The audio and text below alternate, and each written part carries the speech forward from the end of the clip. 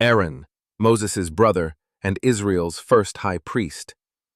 In the books of Exodus, Leviticus, and Numbers, Aaron was Moses' spokesman and assistant during the Israelites' exodus from Egypt.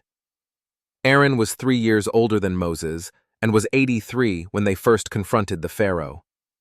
Their sister, Miriam, must have been the eldest child, old enough to carry messages when the infant Moses was found by the Pharaoh's daughter. Aaron's mother was Jochebed, and his father was Amram, a descendant of Kohath, the son of Levi's tribe. Aaron and his wife, Elisheba, had 4 sons, who were to follow him in the priesthood. 2 of them, Nadab and Abihu, violated God's instructions by performing a sacrilegious act while burning incense, and were burned to death as a result. The surviving sons who passed on the priestly line were his sons Eleazar and Ithamar, who also sometimes failed to carry out God's instructions precisely.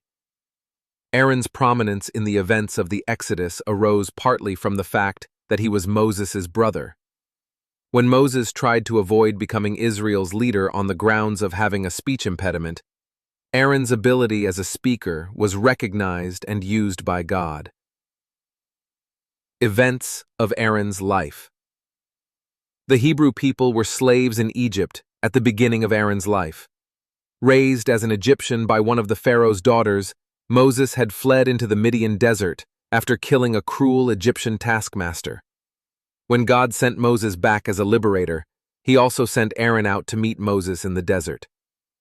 Moses was a stranger to his people after so many years of exile, so Aaron made contact with Israel's elders for him. When Moses and Aaron went to see the Pharaoh, God told the Egyptian monarch through the 2 of them to let the Israelites go. When the Pharaoh made life even more miserable for the Hebrew slaves, God began to show his power to the Egyptian ruler through a series of miracles. God performed the first 3 miracles through Aaron using a rod. The Pharaoh had his palace sorcerers do similar tricks. After God brought a plague of gnats over all Egypt, the Egyptian magicians admitted defeat and said, "This is the finger of God." Then God brought the other plagues through Moses, culminating in the death of the Egyptians' firstborn sons. Aaron was with Moses when God revealed how he would pass over the properly marked homes of the Israelites, sparing their children on the night the Egyptian children died. That event was the origin of the Passover feast still observed by Jews today. After God led the Israelites to safety and destroyed the pursuing Egyptians, Aaron participated with Moses in governing the people on their long wilderness journey to the Promised Land.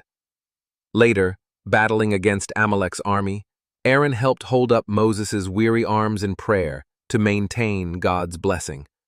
Although always subordinate to Moses, Aaron seems to have been recognized as an important leader. Begogod summoned him to be with Moses when God gave the law on Mount Sinai. Aaron was among the representatives of the people who ratified God's statutes in the Book of the Covenant. Aaron went with those leaders partway up the holy mountain and saw the vision of the God of Israel. At Hor, he was left in charge when Moses was with God on the mountaintop. Aaron's position marked the beginning of the priesthood in Israel. The consecration of Aaron to his office was both instructive and solemn. Nothing was left to human ingenuity. All was precisely commanded of God. There were 3 ceremonies: washing, clothing, and anointing. When the tabernacle was finished, Aaron and his sons were set apart to the priesthood by washing, to signify purification, clothing with official garments, for beauty and glory, and anointing with oil, to picture the need of empowering by the Spirit. Aaron thus became the first high priest, serving nearly 40 years. The character of his office was hereditary. This is attested by his sons wearing his garments when they succeeded to the office of high priest. Although all priests were anointed with oil, the anointing of Aaron and his successors was distinct from that of the ordinary priests.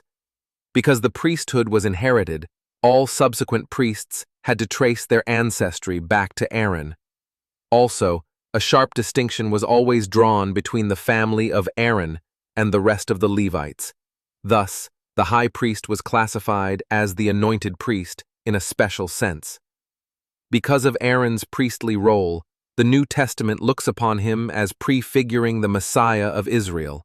Jesus Christ was appointed high priest in the same way God chose Aaron, but he was described as a greater high priest than Aaron. Moses was gone for over a month, and in a moment of weakness, Aaron gave in to the people's request for an idol to worship.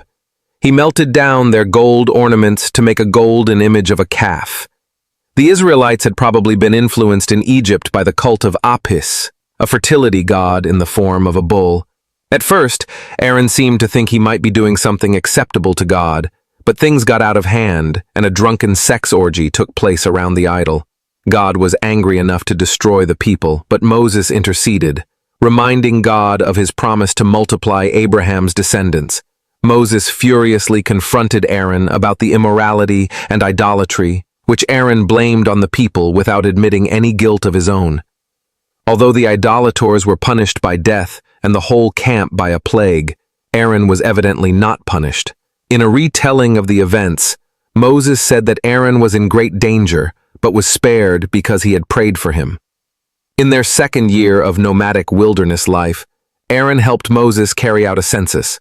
Eventually, Aaron may have become jealous of Moses' position of leadership, for Miriam and Aaron began to slander their brother, even though the elderly Moses was by then more humble than any man on earth. God's anger toward the two was eased by Moses' prayer, although Miriam did suffer for her sin. Aaron again seems to have escaped punishment entirely. With Moses, Aaron opposed the rebellion at Kadesh. He stood with Moses against a later revolt. After a final incident at Meribah, where the Israelites almost revolted again, God accused Moses and Aaron of failing to honor him at his word, and denied them entry into the promised land. Aaron died at the age of 123 on Mount Hor, after Moses had removed his elaborate priestly garments and put them on Aaron's son Eleazar. Aaron's legacy lives on, in the priesthood, in the Passover, and in the shadow of a greater high priest, Jesus Christ. Aaron's life was marked by service, struggle, and sacred responsibility. Though he made mistakes, like crafting the golden calf, he was still chosen to stand between God and the people as Israel's first high priest. His journey reminds us that even flawed people can carry out holy assignments when they walk in obedience. Aaron's legacy of intercession, leadership, and devotion lives on as a testimony of God's mercy and calling. If you've been encouraged by this story, don't forget to like the video, share it with someone who needs it, and subscribe for more Bible character stories and spiritual lessons every week. Tap the bell so you never miss a moment of truth, faith, and insight. Your journey through the Bible starts here.